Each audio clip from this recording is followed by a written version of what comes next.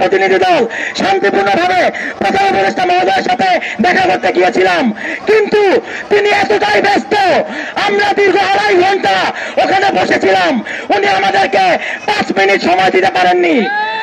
তখন আমাদের বৈষম্য বিরোধী ছাত্র আন্দোলনের কেন্দ্রীয় সমন্বয়ক মাহিন ভাই বারংবার ওখানে রিকোয়েস্ট করেছেন, কিন্তু আমাদেরকে এক প্রকার দীর্ঘ সময় অপেক্ষা করিয়ে আমাদেরকে ফেরত পাঠিয়ে দেওয়া হয়েছে।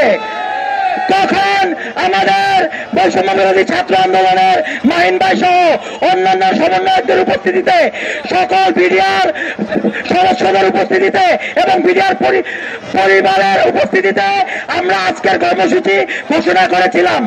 আমরা যথাযথ সময় দিয়েছিলাম।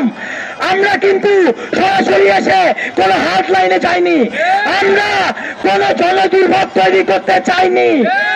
আমাদেরকে জনদুর্ভোগ তৈরি করতে বাধ্য করেছেন অন্তর্বর্তীকালীন সরকার।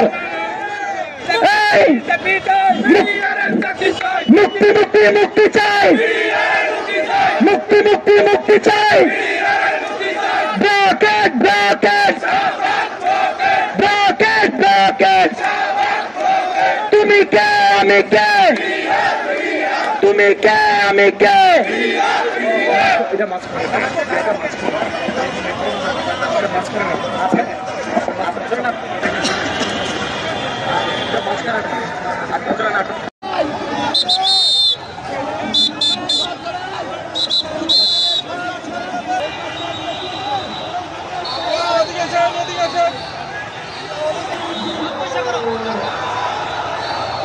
ছাত্ররাও আছে।